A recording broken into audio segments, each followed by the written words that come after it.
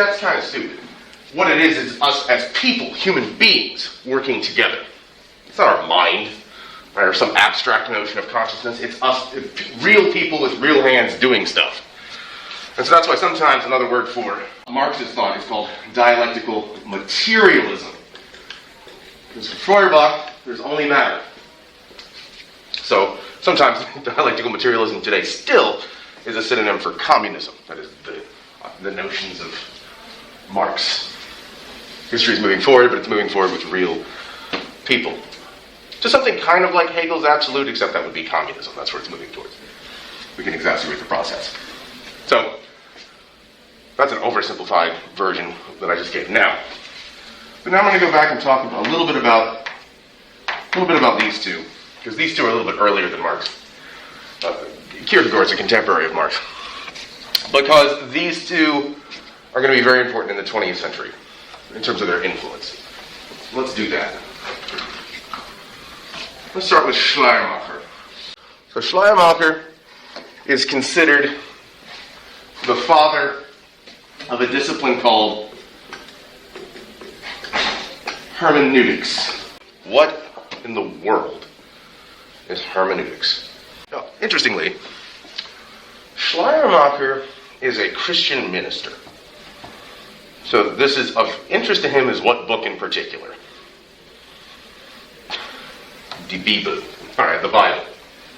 But here's what he does. He's still being a good Kantian at the time. He wants to figure out this. He wants to apply that Kantian method to the Christian scriptures. So for each book of the Bible, Genesis, Exodus, Leviticus, all the way, what are the conditions that made this book possible? And some people had already been kind of doing this kind of research, but hermeneutics is the discipline of interpretation. Literally, this is the study of interpretation. So for him, hermeneutics is with the Bible is like, what does this mean?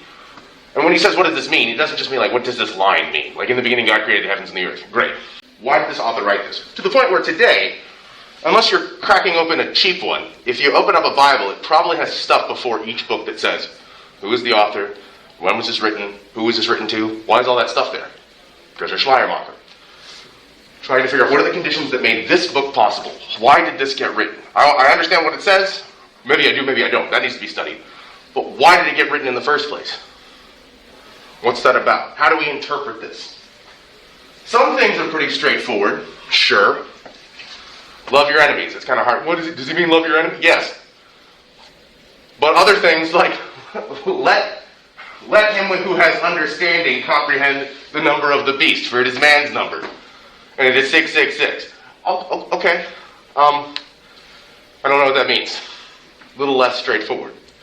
But Schleiermacher would say, well, if you study apocalyptic literature, like the book of Enoch, which is not in the Bible, but stuff like that, stuff like the book of Daniel, the book of Revelation will make a lot more sense in terms of what it's doing.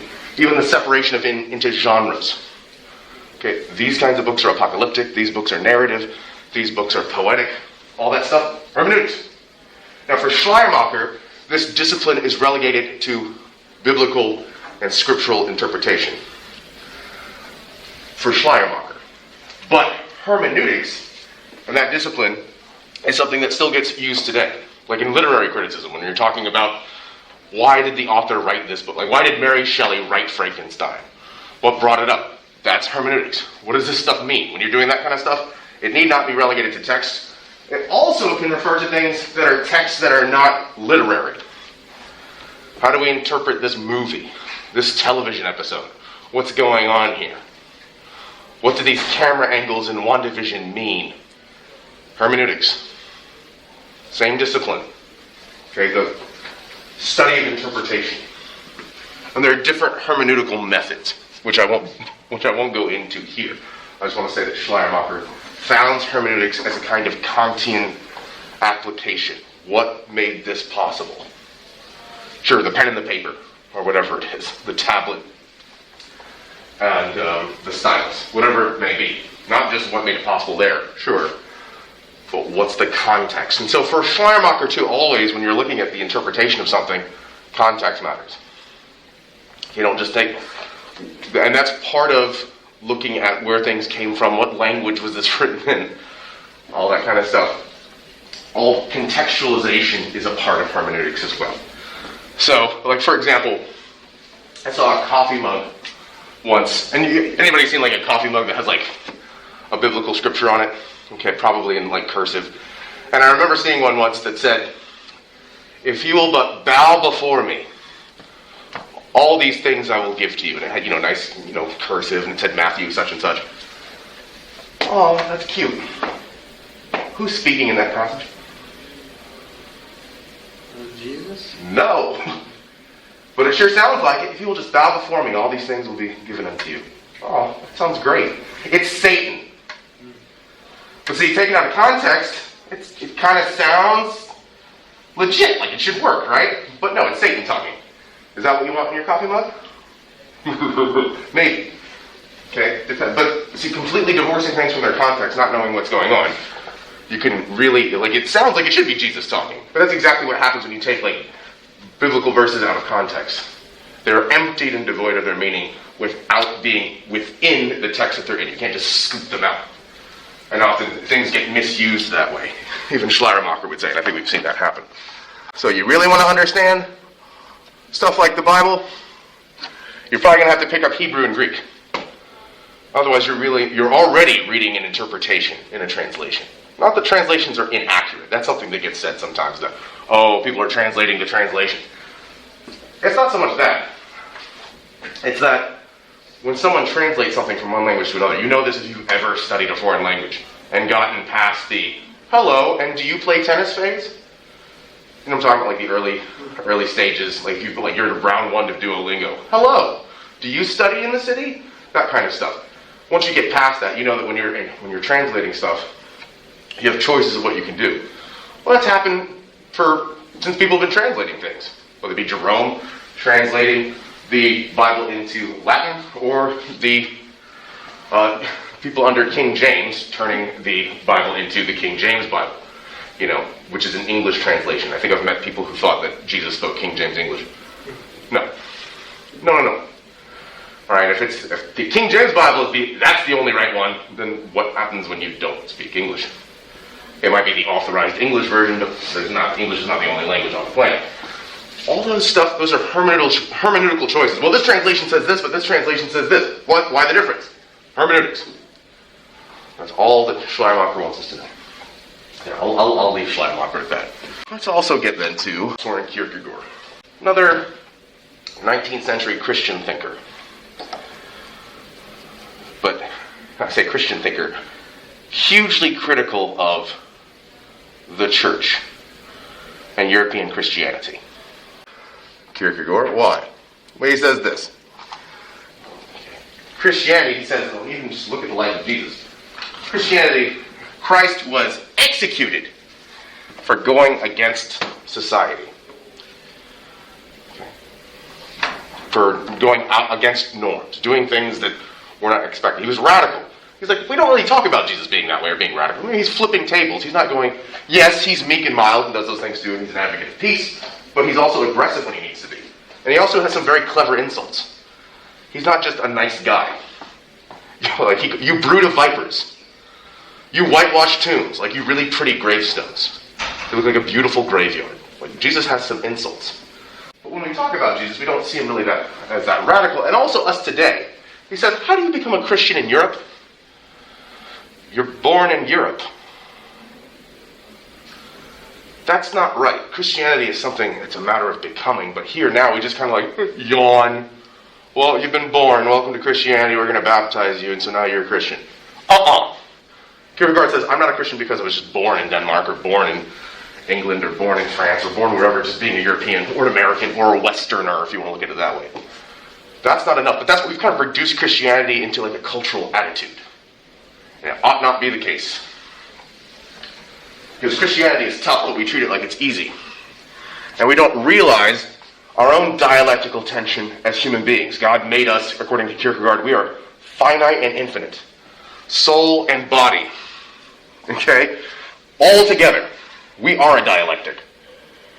But we don't know that because we're stupid today, and that fills us with this thing called angst, or dread or anxiety. We're all, even if we claim to be Christians, we're all upset all the time. Why? because we've turned ourselves into just people playing a part in society. Kierkegaard says, now also what makes Kierkegaard so notoriously difficult to interpret with regard to hermeneutics is when Kierkegaard writes, he writes in character, which is literarily interesting, but very frustrating if you're trying to read, like, what does Kierkegaard say? Because he writes as characters. So just like actors taking on a role, he writes in these different roles. But one of these roles gives us this. Truth is subjectivity, which has been notoriously misinterpreted. What does it mean for truth to be subjectivity? Now, I want to be clear. It does not say, nor does he say, truth is subjective. What would that mean? The truth is whatever you make it. And I've heard it be interpreted this way. Again, we've already talked about Schleiermacher's hermeneutics. That's not what it says, so don't interpret it that way because that's wrong. What does it mean that truth is subjectivity? You don't get something objective until it's real for you. Something doesn't matter until it really matters to you. You can hear about something hypothetical, but until it hits you in your soul, if you will, it's not going to matter to you. And that's, for him, the problem with public Christianity or cultural Christianity. Sure, we all got the creeds, and we believe in one God, the Father Almighty, we go through the motions. And Kierkegaard says, if we're just living a life, but it's not centered in who we are, it doesn't really matter, and it's empty. So stuff like Christianity, but really anything, but Christianity in particular, doesn't matter until it's real for us. Now Kierkegaard goes out, he thinks Christianity is true. But it's not, until it becomes true for you, it doesn't matter, and it's a waste of your time and energy. So make it matter. So make things real. But we go through, there's a point where he even says, like, which is better? I've heard people misinterpret this too. Which is better? The Christian who goes through life going through the motions? Or the pagan who passionately prays to his pagan God? And Kierkegaard actually doesn't answer the question, but he said neither of these is ideal. The pagan because they're not a Christian, but neither is the Christian just going through the motions. Because he lacks passion. Don't be like that, says Kierkegaard. So, but what we see here is, and Kierkegaard is sometimes called the father of existentialists. So there's this, what's going on here is, what matters? Really what I think. Something becoming real for me. Doesn't mean that makes it true. Again, it's not that truth is subjective, it's that truth is subjectivity. When it becomes real for me, that's when something matters. Okay. I think that's all I want to say about Kierkegaard being here. Which is difficult for me to do. Because my expertise is actually in Kierkegaard, but this is an intro class. So what I want to do now is move on to Friedrich Nietzsche. Nietzsche is also doing a kind of, and I don't think he would look at it this way, he's also doing the transcendental question. How do things get this way? So for Marx, how do things get this way? He's got to focus on like the economic conditions. Nietzsche goes way back and has a particular set of problems. How Western civilization, European society, if we look at it right now, why is it like this? Well, like what? And for Nietzsche, why are we all Christian-esque cowards and idiots? I didn't say Christian, I said Christian-esque. Like there's a Christian flavor in the air, but that's stupid because no one's really a Christian anymore. There's only one Christian and he died on the cross. Okay, according to Nietzsche. But so, he says this. So he starts with this problem. Nietzsche starts with this problem. Okay. Let's look at some words. Just some vocabulary words. Good. Bad. And you can really pick a language. He's working in German, so we've got gut, böse. But you could just you could put bonus, malus, Latin, agathos, kako, Greek, bon, mal, French, bien, mal, Spanish. You could go on. Pick a language. He's working with German, but you pick a language. A European language. Okay, we've got these words, good and... What's part of the reason we have this, sometimes we have like good and bad, but good, evil, extra bad. All languages have this word. We don't have a word for like extra good, but we have a word for extra bad. Now, and then he says, okay, we got these words, and if you go back and take a look at what the origins of these words are, you'll find that good always refers to strength. If you go back and take a look at the word gut, or the word good, and especially he has in mind, like even looking at Greek here, like agathos, telagathon. All these words mean like strength and power, but when you think of a good person today, keep in mind he's working in the 19th century, when you think of a good Victorian European, do you think of strength? Power? But that's what the word means. And when you think of evil, the original meaning of the word is, in fact, like weakness. Empty, vapid, weak, lethargic. But when you think of evil today, you probably think of the strong person. The person that's like an evil person trying to take over the world. And they might be like that's... Nietzsche says if we look at the history of these words, we'll find that their meanings have flipped. Why and how? How did this happen? And Nietzsche says it's because of the greatest con of all time. Especially a great con committed by two people in particular that Nietzsche blames. Well, really, we go with Socrates, Moses, Jesus. So there's a Greek problem with Socrates, Plato, Aristotle, and then there's a problem with what he calls the Jews. Now, with the Jews, that doesn't mean, I want to be very careful here. By Jews, he does not mean an ethnic group of people. He means a cultural and a religious attitude. Okay, now granted, people in the 20th century are going to take what Nietzsche says about Jews and completely misinterpret it. Bad hermeneutics. Those people are called Nazis.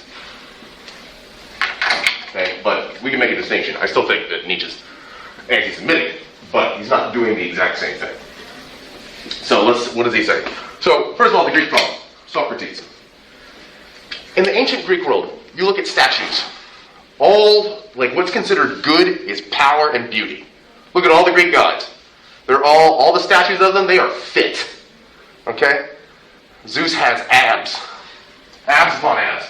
Okay? Pulling those lightning bolts. They've got muscles. So beauty, and in Greek society, beauty and goodness were celebrated. If you were good, you were beautiful. We talked about this with the notion of form. Right? Those things are connected. If you're ugly, you're a bad guy. Like in Disney movies. Okay? The wicked stepmother, the more ugly she becomes, the more evil she gets. Well, of course. Where did that change? Socrates. We know from descriptions he was ugly. And of course, that's why he says stuff like, well, beauty is elsewhere. Beauty's on the inside. Says Nietzsche. No, it's not. That's a Greek lie. Socrates, Plato, Aristotle ruined Greek culture. And they started part of that flip. By saying, no. It's not your exterior beauty that matters, like with the Greek gods. It's beauty on the inside. That's convenient for ugly people to say, says Nietzsche. He says this in one of the early writings, The Birth of Tragedy. But then later he also says this. What did the Jews do? And he has Moses, and Jesus he would include in the Jewish camp here too. And Christians would be Jews in this sense. What did Jews and Christians do? Remember in the ancient world he says this, good meant strength and power, bad, evil meant weakness. So what did Jesus says stuff like, love your enemies.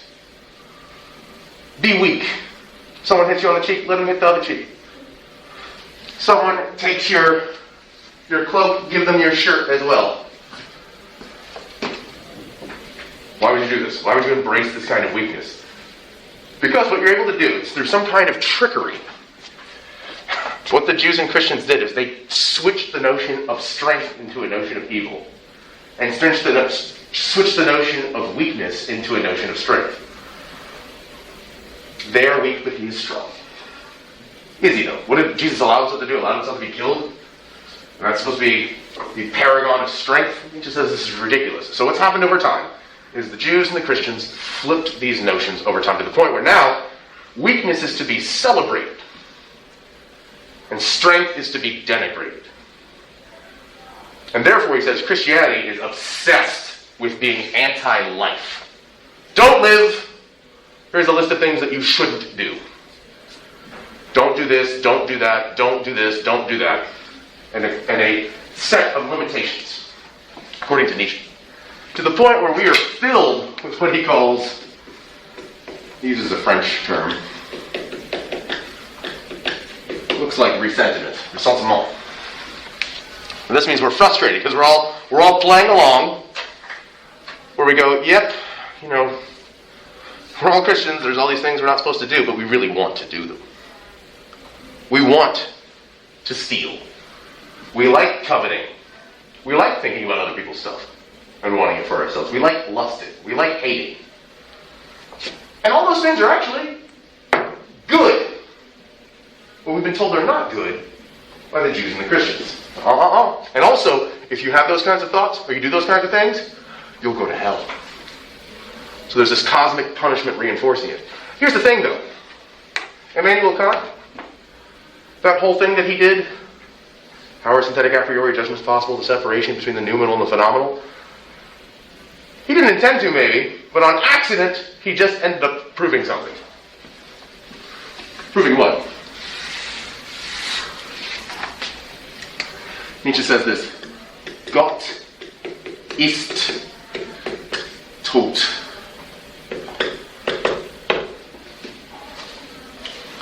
What does that mean? God is dead. Now, here's another one that needs interpretation. God is dead. Nietzsche is not saying that, I've heard it used this way, Nietzsche is not saying God does not exist. This is not an atheistic proclamation. It's not. He's saying God doesn't matter anymore as a concept. It's empty. Even if God doesn't exist, who cares? That's what it means. Because if he does exist, he's noumenal. We can't know anything about him. As Kant already said half a century earlier. So who cares? What's he going to do? Even if he does exist. No one cares. Now we're all pretending like we care. We're all our morality is still Christian. And he says that's part of the problem too.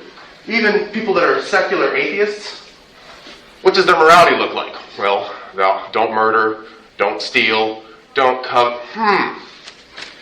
It kind of looks like even if we're post-Christianity, the morality still looks decidedly Christian. So we're still pretending to be Christians. He says these are, we call these, the so-called liberal values are actually Christian, they're Christianesque values that are still, it's Christianity still perpetuated. Divorced from its metaphysical anchors, surely, but it's still Christianity in practice. But Nietzsche says, why we still be Christians? Why still have Christian morality if we're over it? So what he says we need, we can forget Socrates, Moses, and Jesus. We need a transvaluation of values. Right after he says God is dead, the next line is, what shall we do, we murderers? We must become gods ourselves. Meaning this, if God doesn't matter anymore, we don't need to listen to what the Bible or any Christian says about what morality should be, what we should do. We're at a point where we have a position for ourselves. We get to make up, what are we going to do? We get to make up morality for ourselves. What are we going to choose to do? Now Nietzsche's like, we should sell, power is good, we already established that. Like in the ancient world, maybe we could go back to that, but you need not. What are you going to do? Or are you going to go, no. I'm comfortable, because the reason why the Jews and Christians swapped those values is because it protected them. Because you say, no, don't hurt the weak. God will send you to hell if you do stuff like that. It's a self-defense mechanism. It protects the weak. We don't need to be weak anymore. We don't need that old school morality. That Sklaven morale. Slave morality, Nietzsche calls it. Are you going to be bold and make up your own? Most people are too weak to do this. What are you going to do? And for him, the person that is capable of doing this, making up their own values, the one who can transvalue it for themselves, is the Ubermensch. The person who can't do it is the Untermensch. Literally, that means like overman and underman. Some people translate Ubermensch as Superman. That's too much, I think. But so the person who can make up the values for themselves, that's the Ubermensch. Now again, the Nazis will take this and say, Ubermensch, that's Aryan Germans, and Untermensch, and that's people that are different races. That's not what Nietzsche's talking about. Okay, that's the way they'll take it. So they'll use the same vocabulary, but in a different way. But for him, Ubermensch is one who can make up their own values for themselves. Not given to some big corporate identity, like communism or fascism, which are two different things. Okay, but anytime like you get along with some big team and say, I'm going to sign up for this, I'm going to be a Christian, or I'm going to be a Nazi, or I'm going to be a communist. Anytime you sign up for like some sort of big system, you're not thinking for yourself. You're becoming part of some set of things. No. The Ubermensch is one who can think for themselves entirely and make up their own values, not dependent on anybody else. Do you have the strength to do that? Congratulations. You're the future. You can't do that? No, I know Christianity is not true, but I still like don't murder, don't steal, I'd rather have those kinds of protections in society. Weak! Is what Nietzsche says.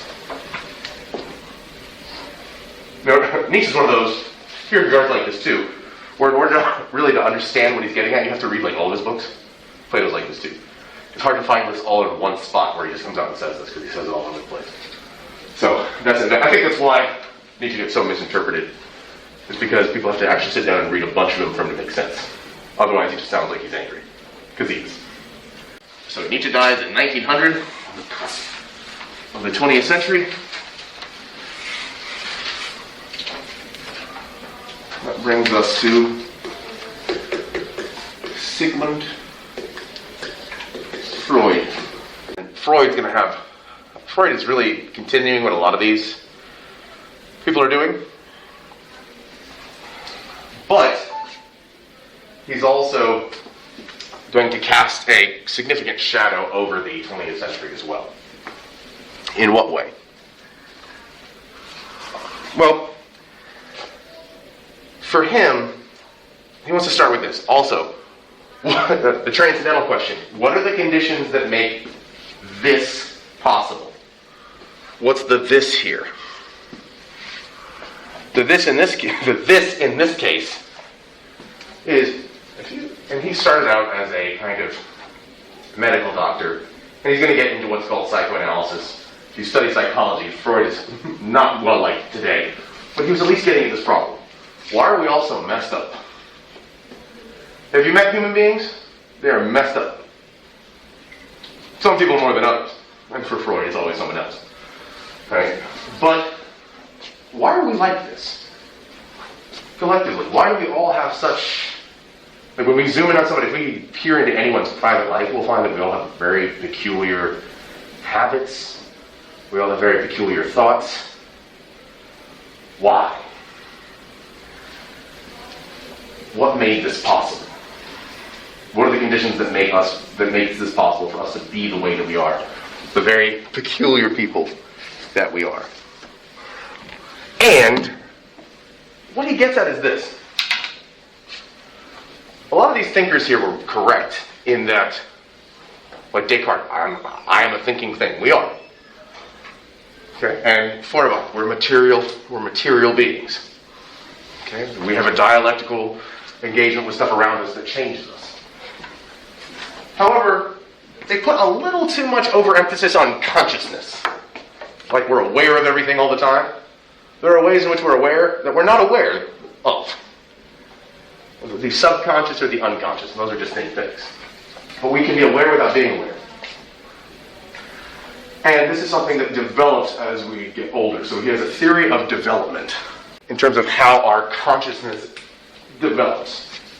And for Freud, this is called the psychosexual stages of development.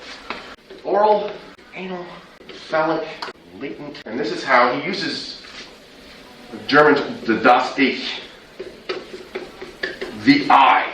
For whatever reason in English, they translate this as ego. I know, ego, id, superego. That's only in English. In German, he writes in German. He doesn't use these Latin expressions. So the Das Ich, what is that? The I.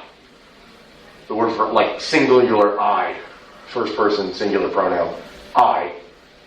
That's it in German. The I. The Das Ich. This is how the Das Ich develops through these psychosexual stages of development. So before we go any further, here's a term that I need to come and explain. Sexuality. So Freud seems obsessed with sexuality. Yeah, sure, but it doesn't mean what you think it means. Sexuality, for Freud, means desire of any kind. So when you think of sexual desire as something to do with copulating or specifically sexual pleasure, that is a kind of sexuality, but that's not the limit for Freud. So if you're feeling like, I'm hungry, that's sexuality for Freud, because it has the same kind of desiring aspects. I'm hungry, I'm thirsty, sexuality, in this broad Freudian sense. So does that mean if I'm thirsty, I want to have sex with water? No. That's not what's meant. That's why people misinterpret Freud often, because they don't understand the Freudian concept of sexuality as this broad sense of desire. Kind of like what Buddha was talking about, where everything's desire all the time. So that's part of the issue. And then, how does this develop? He says, this is how we become the individuals that we are through these phases. So let's talk about these phases, because this is important for Freud and it will be important for the 20th century in terms of how we come up with our own concepts of ourselves. Because Nietzsche even said something in one of his works, The Genealogy of Morality. He says, we don't know ourselves, we knowers, because we haven't stopped to look for ourselves. We're really bad at getting ourselves, at understanding ourselves. Kierkegaard talks about this too. He starts a book called The Sickness Unto Death, which, what is the self? It's a relation that relates itself to the self, but is not itself that relation. Which is a breathy phrase, but what does that mean? You, the you that you know, is an idea of you that you have. You don't, again, we've talked about this before, you've never seen yourself, you've only seen like reflections or reproductions of images. You've never actually seen yourself. That's just your physical body. In terms of who you are as a person, you don't know yourself as an external person. You have an idea of you. Just like other people have an idea of you. You got your own idea. You don't really even know the real you. Well, of course I do, because I am me. Yeah, but no. No, you don't. You don't know yourself very well at all. So how do we develop it? How do we become the me that we are, the I? Through these stages of development. Now these are stages where we come into the world. We start out as babies. Maybe Locke's right, we're innate ideas, we don't know anything. So we come into the world, we know nothing. We got nothing. We got something though. It's not an idea maybe. What is the first thing we want when we come into the world? It's the simplest desire. And so for Freud, this is part of sexuality. This is where Freud gets ostensibly offensive. Okay, by ostensibly, I mean not really, okay? Because he's saying, oh wait, babies have sexuality? Yes, because babies desire. Because we're talking about it in that broad sense. What do babies desire? First thing. When baby starts crying, feed me! And that's something that never leaves your entire life. You're constantly going to need sustenance. But that's the simplest desire. Okay, the first one. Before we even have words to describe it. Just babies crying. Feed me. And what do? We feed them. But that's not all. That desire persists in children. I'm talking really young children. I mean, this is all they've got. Okay, not the only thing they do, like I'm talking like a day-old baby. What's the only thing they want? Food. They don't want to play with toys. They want food.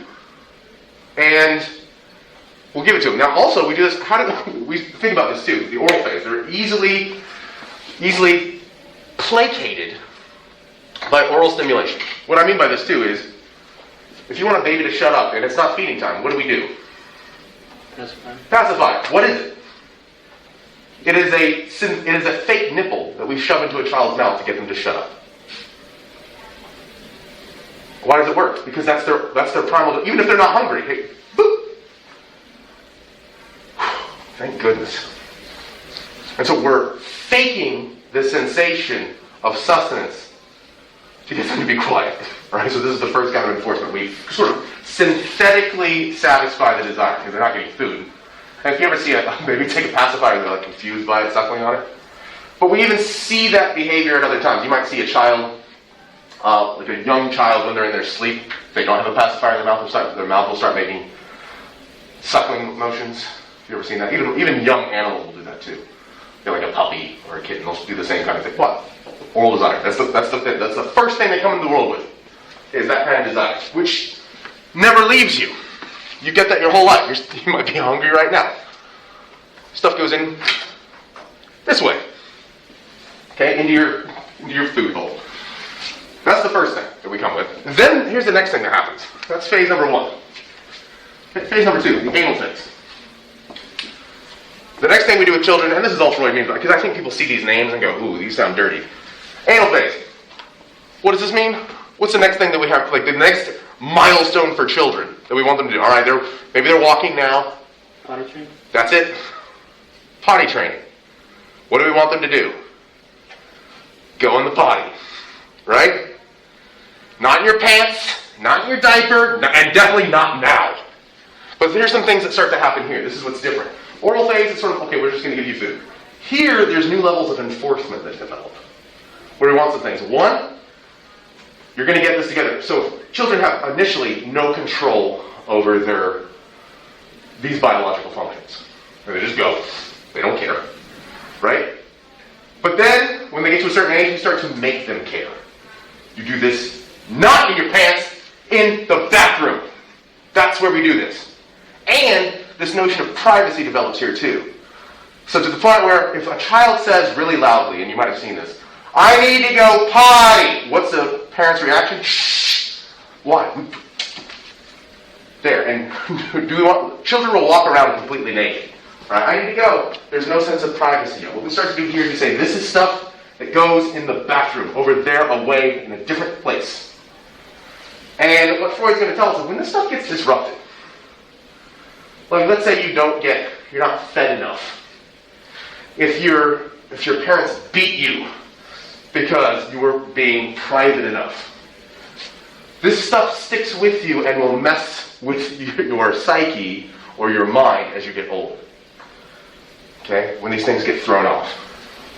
Especially you'll have certain issues. And then the next phase, the phallic phase, what happens here is right after the potty training phase, we really start the enforcement of gender. Now, gender is decided beforehand. Surely, this is a boy, this is a girl, traditionally. But it starts to get enforced here. Because babies early on, look at, I know we can talk about the gendered notion of, say, toys and critique them, and that stuff changes over time. Okay, for example, 150 years ago, powder blue was considered a girl's color, and pink was considered a boy's color. They've flipped over time. They're not innately associated with genders. But if you look at little kid stuff, sometimes the toys and the clothes are the exact same thing, just with different color palettes. And then once you get a little bit older, that's when the McDonald's toys start to change, right? Okay, you get monster trucks and Barbies. Okay, but before that, those really young toys, they're the same stuff, just with color swaps. Because right here, after the potty training is done, that's when you're a boy. You do boy things now. You're a girl. You do girl things now. And this stuff starts to develop. The enforcement of gender happens here. If this doesn't go right, it'll mess you up later. Latent phase is where these gender roles keep accumulating, and then finally we get to the genital phase where we're an adult, and all this stuff has come to fruition. Now we're sexually capable in the classical sense of the term. Okay, we have those particular kinds of sexual desires, but we have all this stuff behind us affecting how we interact with others. Some of this stuff results in things going on in not just our conscious minds, but what's happened here has affected you perhaps unconsciously as well. So the human mind is a combination of stuff that we are aware of, that we've accumulated that we're aware of, and stuff that we've accumulated that we're not aware of. So, the way that your mother yelled at you here when you were body training, what is that? You might not even be aware of it, but that might affect how you treat other people now. Well, how so? Your sense of privacy, your sense of, even if you react like, hey, how dare you? This is my space. Get out of my space. That is something that goes back to this, whether you be consciously aware of it or not. I think for our purposes, that's all I'm going to say. That we've got the notion of the unconscious developing through these psychosexual phases over and alongside our conscious mind, for our purposes. On the other hand, there is another discipline that wants to study consciousness as well, and this discipline is called phenomenology. whereas Freud was considered associated with what's called psychoanalysis.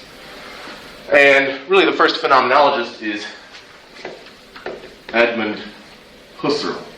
And this is going about consciousness from a completely different trajectory. It's not talking about the problem with Freud, maybe some say, is alright. A lot of that stuff sounds interesting in terms of how those psychosexual stages of development even sounds, some people say that's correct, some people say it's not, but a lot of it seems very speculative. What can we know about how we actually perceive things? That's what Husserl is interested in. So remember, Kant had this distinction between the noumenal and the phenomenal. The noumenal is the stuff beyond our experience, the phenomenal is the stuff every day. When we're doing anything, really, we're studying phenomenal. So let's figure out how our minds work in terms of how we have everyday experiences, and that's phenomenology. How is our perception of time, our perception of space? How does that stuff work? How does our focus change? Going between different thoughts, how does that work? How are we aware of thoughts, even in our own mind? That's phenomenology, the study of phenomena, and all the different structures that we have in our minds. So really the study of the mind, not in some psychological sense, but in a sense of our own experience of ourselves. That's phenomenology that we see start with Husserl. But then, Husserl has a student that I want to talk about. So just for our purposes, you can know that Husserl is really the founder of phenomenology. So he has an important student, Martin Heidegger. Heidegger, a student of Husserl, going, yeah, this phenomenology stuff is awesome about awareness. But here's the thing. Human beings have a strange awareness of ourselves. Yeah, all these guys are right. That we know ourselves, but we also kind of don't. But there's a particular way of being that human beings are. And he calls it even, the way that human beings are is Dasein, which means being there. So sein is the word to be, da is the word for there. So it means being there, but being in the sense of not merely being like existing, but being like a presentness. You all, and Heidegger starts his big book, Seinzeit, being in time, talking about, the Greeks were onto something, talking about the verb to be all the time, the concept of being. And we've lost that. We really don't treasure how awesome it is to be, to exist. We are here, and our human existence, our awareness, is different from the existence of other things. Other things exist, tables, chairs, but what makes us different is not only do we know that we exist, but we know the limitations of our own existence. We're consciously aware of our limitations. Especially the one limitation that's off in the future. What do we know? You are going to die. So we are, use this expression, we are sein zum Tod. We are beings unto death. Now, other animals might act from instinct. Okay, like if you, for some reason, you throw a rock at a squirrel, it'll get out of the way, out of instinct. But what makes us special is not merely that we act or don't act on instinct. We know we're going to die. And in fact, the moment you're born is really just a trajectory to death. Now this isn't, or in this case, Heidegger is not saying this, let's all be depressed now. Okay, let's all go full Eeyore here. That's not what he's saying. But saying that we have a special kind of consciousness where we know we're going to die. It's coming. It's there our whole lives. No other animal experiences that. The table's not sitting there thinking, one day someone's going to chop me in half. Other animals aren't thinking they're going to die. They just live. But we've got this as we develop. Children don't know this. But as we develop, like once we become fully conscious, that's part of being fully conscious, is recognizing we're going to die. And we have other limits. So we dream about things like, wish we could have superpowers. What superpowers would we have? Because we are sort of upset by our own limitedness. If only I could do this. If only, maybe with children it's, ridiculous. If only I had, shoot laser beams from my eyes. If only I could fly. But as we get older, there's so many things where I wish I could have done this differently. I wish I could turn back time here. I wish I could have had this conversation differently. I didn't know this was going to happen. So I wish I could have said something different here. And so our lives are filled with choice. The things that we could have done, and we recognize that. So that means then, the stuff that we go through living our lives for is very precious. We really need to focus on the present time and what we've got now. Because it's limited, it is not infinite, because we are not. And that stuff is going to crumble before us. So, focus here and now. You know you're going to die, but don't get lost in that. It's going to happen, but you don't know when. Most of us are not really afraid of death, we're afraid of not being.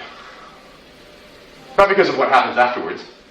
Some, sure, different religions, I would say, have traditions in that, but really, we're terrified of the not being part because we don't know what it is. So, what do we do then? We live our lives in a way that we focus on like what we're doing, going to it as consciously as possible, trying to get rid of those limitations. Okay? Well, how do we do that? He also says this too, like we need to recognize the complete absurdity of our lives. And this will lead us into the next thinkers as well. Heidegger says, and this will lead us into my next person I want to talk about, next two people kind of go together. He talks about this notion of Geworfenheit in German. Geworfenheit is this feeling of being thrown into the world. Like we're just here. Like we didn't ask to be here. You didn't choose to be here. But nevertheless, here you are. And it's almost like, imagine like throwing a baseball into the air and the baseball halfway in the air becomes conscious. That's what human existence is like. Here we are, like we're just here all of a sudden, boop, we were already here, and then we become conscious, and then like, what does this mean? We're just floating through the air, what's going on? If you've ever read, and I highly recommend this book, movies are pretty good too, but the book, The Hitchhiker's Guide to the Galaxy, where randomly, through some, it's science fiction, but it's also meant to be absurdist comedy too. There's this moment where, through some random thing, a whale just appears in the sky above the planet and starts falling, and is conscious, like, oh, I just came into existence, this is beautiful, what's happening? What's this thing flying towards me? Hey, does it love me? What? Flat. But that's what life is like. Being thrown in the world, and it's got a limit. And so each generation of human beings, it's like we came into being, flying to some end, we're going to go splat, we're going to die, trying to figure this out. And it's a figuring it out. Which brings us to the next thinker, who's influenced by Heidegger, but wants to switch some things around. And that is, we've got, and I'm going to treat them as a team. They're both distinct, but I want to talk about them together. Jean-Paul Sartre. It's Sartre, but if you say Sartre, I'm okay with that. And Simone De Beauvoir, who are both just as important in their own right. Okay, although they are kind of a couple, like literally, but that's neither here nor there. These thinkers especially are called existentialists. Now, what is existentialism? It's kind of a reworked phenomenology. So phenomenology was all about, well, let's study phenomena. How are we aware of our own awareness? Husserl, that's interesting. Heidegger really focused on the concept of being, but all this abstraction. The existentialists are far less focused on the abstract and more focused on, cool, the concept of Dasein, we're beings undetectable. How do I live my life every day? What do we do? What's that look like? And that's what these two figures are about. So, De Beauvoir uses a lot of Sartre's language, vocabulary, but she employs them to some further ends that Sartre does not. So, let's get into this. Let's talk about some terms. Sartre says that he has a couple of books. He has L'Être ou le Non, Being and Nothingness, and this little book, the Humanism as an Existentialism, which I think is in your textbook. Humanism as Existentialism. Here's the two things I want to say, or that he wants to say. And now, also, you'll notice there's been a little bit of a linguistic shift since Heidegger. What language am I writing in now? French. Yep. I'm sorry. Oui. Pourquoi? Because that whole German trajectory of thought comes to a grinding halt for a while in the 20th century. I don't know. Why do you think? A couple of wars. Yeah, a couple of wars where, Germany is devastated. Now, it's not like the thinking stops, but in terms of being an intellectual center, it stops.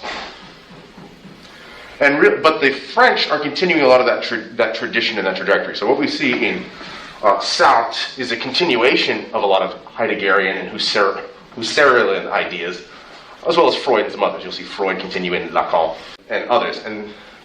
So now we get this, what's called sometimes just the French thought, French thinking, and this will lead to some other things that we'll talk about probably next time. But now we're talking about French terms and French concepts, but it's continuing that German trajectory. Now there's other traditions going on too, which I'm going to talk about next week, right, that are going on alongside this. So now, as we get to the now, it's almost like the delta in a river where there's all these different little tributaries going off. So I'm following the main continental European thread right now. So here's what Sartre says. There's two kinds of beings, really.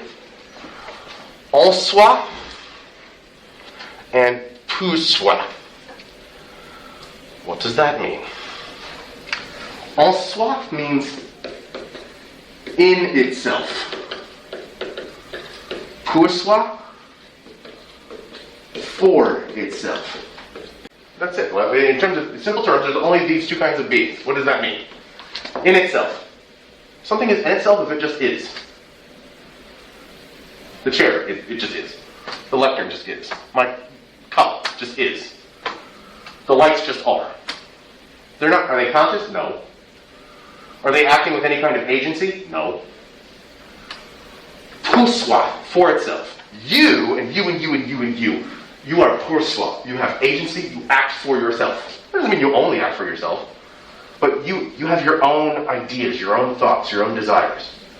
The table does not. The table just is. You're not a table. You're a human being. And you have really a kind of, we're limited, but not as limited as we think. Because Heidegger was going, we have to think about how everything's restrictive. Gravity stinks. I wish I could fly, but I can't. I'm trapped on the ground. So we're all constantly thinking about our own limitations. Yeah, but some of those limitations are imposed. And we don't need to follow them. In fact, the biggest problem, Sartre says, is this thing he calls mauvaise foi. Mauvaise foi. Which translates as, in English it's usually translated as bad faith. What's bad faith mean? It means this. We are pour soi, but a lot of the time, we wish we were en soi. That's the worst thing for a human being. What does that mean? Have you ever found yourself in a situation where you wish you could have said something, but if you couldn't because you were afraid of getting in trouble? Or something like, that is this. Like, I'm not mauvaise foi. Where you go, I really love to say something right now, but it's inappropriate, or people won't like it, or I might get in trouble, there might be repercussions.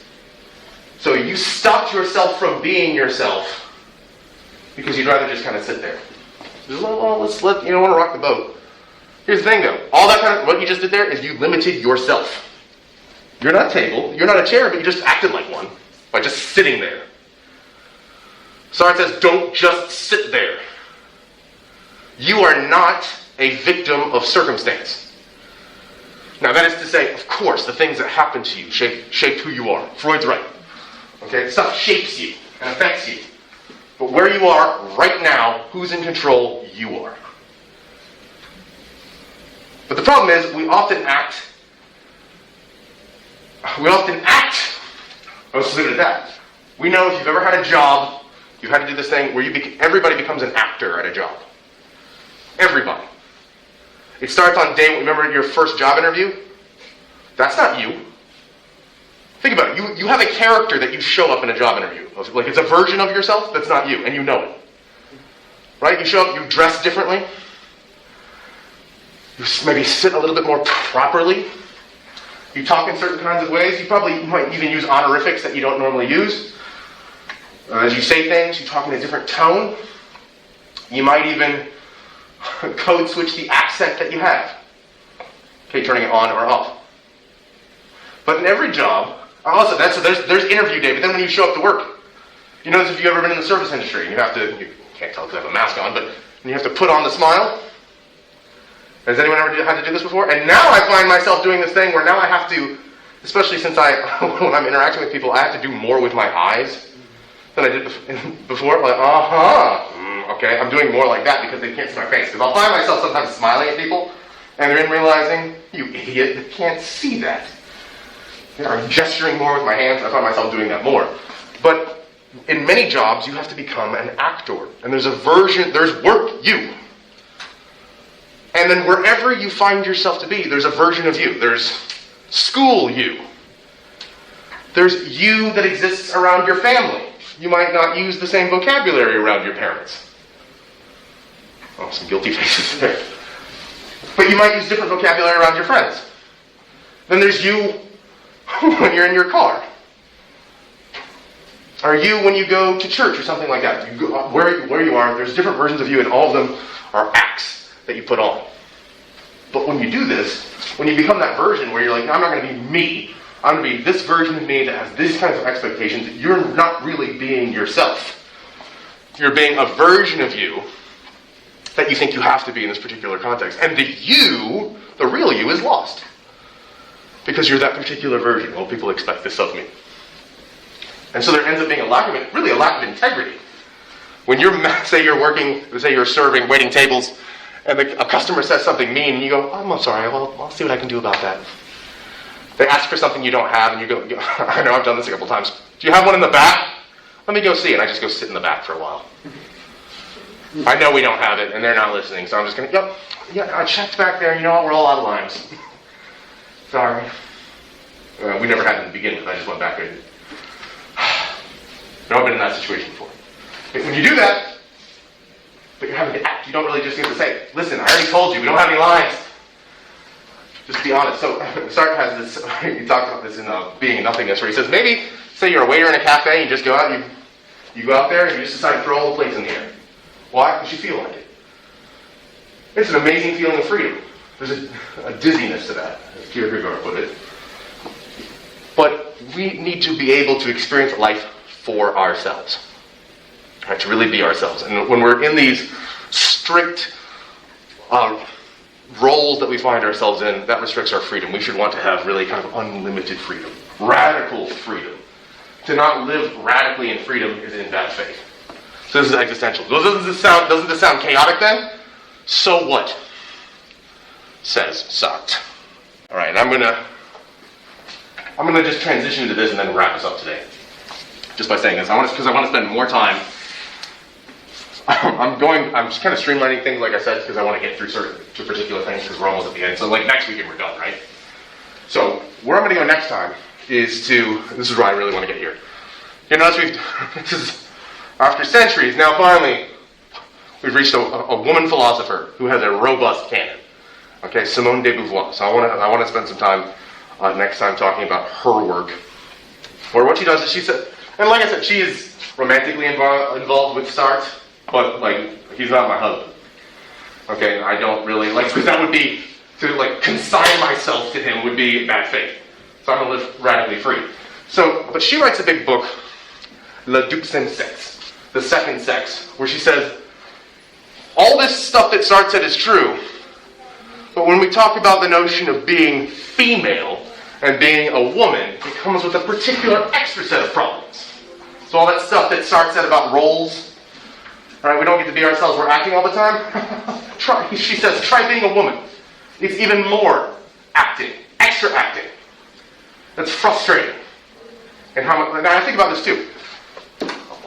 Just in society, even now still, she does a lot of her writing in the 50s and 60s. But think about this too. Men in society, even now, here in America, not France of the 1960s, but now, which I'm on a job interview. What do I need to do to get ready for a job interview? Maybe put on a tie. What is expected of a woman in a job interview? Yeah, heels. There's a whole repertoire.